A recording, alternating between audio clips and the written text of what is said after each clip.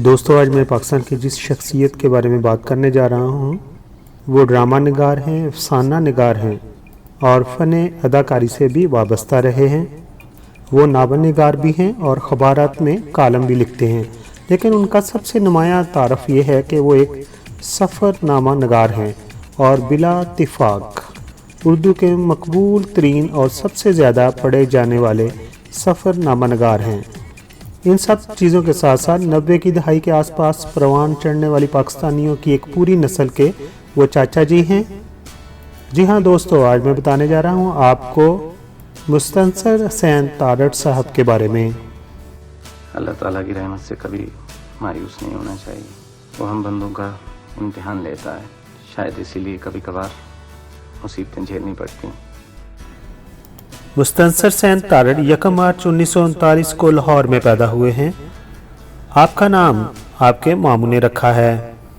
آپ کے والد کا نام چودھری رحمت تارڑ ہے۔ آپ کے والدین کا تعلق دریائے چناب کے کنارے ایک گاؤں جگالیہ سے تھا۔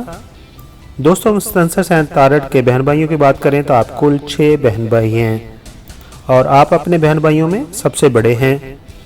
مستنصر حسین تارڑ نے اپنی ابتدائی تعلیم لاہور کے رنگ محل مشن ہائی اسکول اور مسلم ماڈل ہائی اسکول سے حاصل کی۔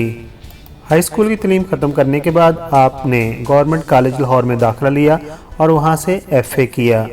آپ کے والد چودھری رحمت تارڑ یہ چاہتے تھے کہ قائد اعظم کی طرح آپ بھی انگلینڈ جائیں اور وہاں جا کر اعلیٰ تعلیم حاصل کریں۔ اس طرح آپ کی تقریباً عمر 22 سال تھی جب آپ لندن چلے گئے۔ مستنصر حسین تارڑ نے برطانیہ کے علاوہ یورپ کے دوسرے ممالک کا بھی رخ کیا، جہاں پر آپ نے فلم، تھیٹر اور ادب کو نئے زاویے سے سمجھنے، پرکھنے اور برتنے کا طریقہ سیکھا۔ آپ پاکستان سے تقریباً 5 برس باہر رہے اور اس کے علاوہ آپ نے ٹیکسٹائل انجینئرنگ کی تعلیم بھی حاصل کی اور وطن واپس لوٹ آئے۔ آپ کو زمانہ جوانی سے ہی سیاحت کا بہت زیادہ شوق تھا اور اس سلسلہ میں آپ ماسکو روس بھی گئے اور وہاں پر آپ نے یوتھ فیسٹیول میں اپنی آبزرویشن کو ایک سفر نامے کی شکل میں لکھا۔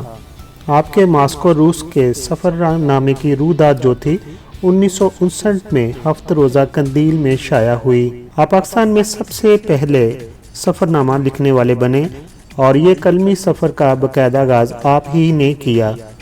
مستنصر حسین تارڑ 1969 میں یورپی ممالک کی سیاحت پر روانہ ہوئے اور وہاں پر واپسی پر جب پاکستان پہنچے تو انہوں نے اپنے سفر نامے کو نکلے تیری تلاش کے نام سے لکھا۔ یہ سفر نامہ 1971 میں شائع ہوا۔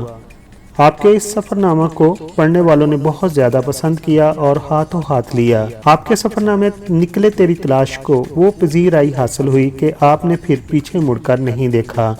آپ کا اگلا سفر نامہ اندلس میں اجنبی تھا، جسے پڑھ کر لوگوں نے بہت زیادہ انجوائے کیا اور آپ کی قلم نگاری کو سراہا۔ پاکستان کے مختلف مشہور و معروف رائٹر یہ کہتے ہیں کہ تارڑ کے سفر نامے قدیم اور جدید سفر ناموں کا سنگم ہوتے ہیں۔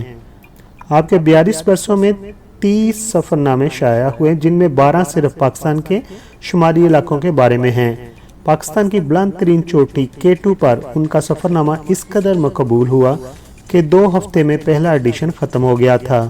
پاکستان کے شمالی علاقے سے ان کے گہرے تعلق کی بنا پر وہاں کی ایک جھیل کو ان کے نام سے منسوب کر دیا گیا اور اس جھیل کا نام رکھ دیا گیا تارڑ جھیل۔ دوستو، مستنصر حسین تارڑ صاحب کے چند نمایاں سفر ناموں کے نام کچھ اس طرح ہیں: خانہ بدوش، ننگا پربت، نیپال نگری، سفر شمال کے، کیلاش، پتلی پیکنگ کی، ماسکو کی سفید راتیں، hello highland, Alaska highway. Mustansar Hussain Tarar صاحب نے ناول نگاری میں بھی اپنی قسمت آزمائی اور ان کا پہلا ناول تھا پیار کا پہلا شہر۔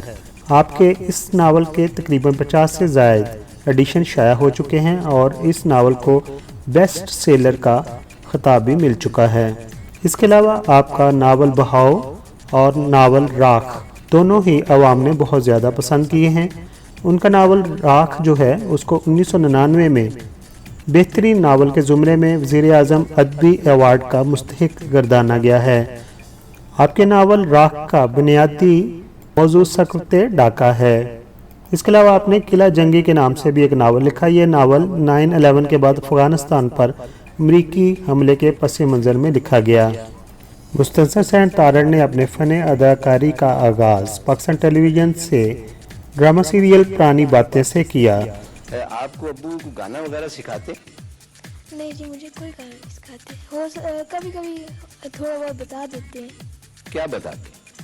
कोई शेर अगर मैं भूल जाऊं कहीं से, मैं रिहर्सल अपनी करता हूँ। लेकिन वो शायद एक्टिंग से ज़्यादा मुतमिन ना हुए और उन्होंने इरादा किया कि वो खुद ड्रामा लिखेंगे। फिर उन्होंने एक ड्रामा लिखा जिसका नाम था आधी रात का सूरज, और ये ड्रामा 1974 में पाकिस्तान टेलीविज़न से नशर किया।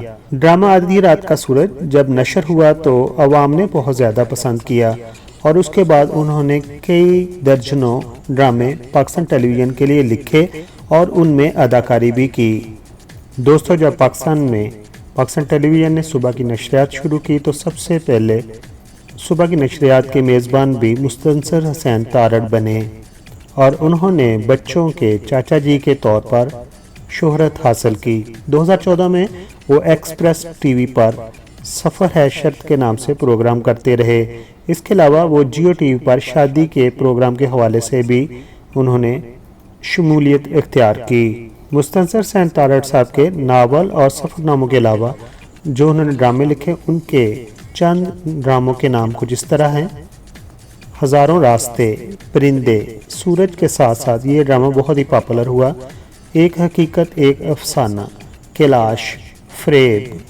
दोस्तों, मुस्तनसर हुसैन तारड़ के अगर अवार्ड्स की बात करें तो आपकी खिदमत को देखते हुए हुकूमत पाकिस्तान ने आपको तगमाए हुस्न कारकर्दगी से नवाजा। इसके अलावा आपको 2002 में दोहा कतर में लाइफ टाइम अचीवमेंट अवार्ड से भी नवाजा गया। दोस्तों, अब बात करते हैं मुस्तनसर हुसैन तारड़ साहब की अज़दवाजी ज़िंदगी की। मुस्तनसर हुसैन तारड़ साहब की वाइफ का नाम मैमूना है और आपकी शादी अरेंज मैरिज है। मुस्तनसर हुसैन तारड़ साहब के 3 बच्चे हैं, जिनमें 2 बेटे संजोग और समीर शामिल हैं और आपकी एक बेटी है जिनका नाम एनी है। आपके दोनों बेटे गवर्नमेंट सर्वेंट हैं और आपकी बेटी डॉक्टर हैं। दोस्तों, आखिर पर हम उनके लिए दुआगो हैं कि अल्लाह ताला उनको हमेशा खुशो खुरम रखे, आमीन।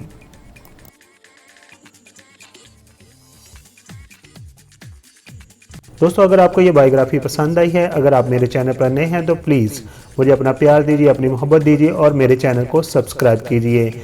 आप तमाम दोस्तों का बहुत बहुत शुक्रिया। बहुत सारा अपना ख्याल रखिए। Thank you so much.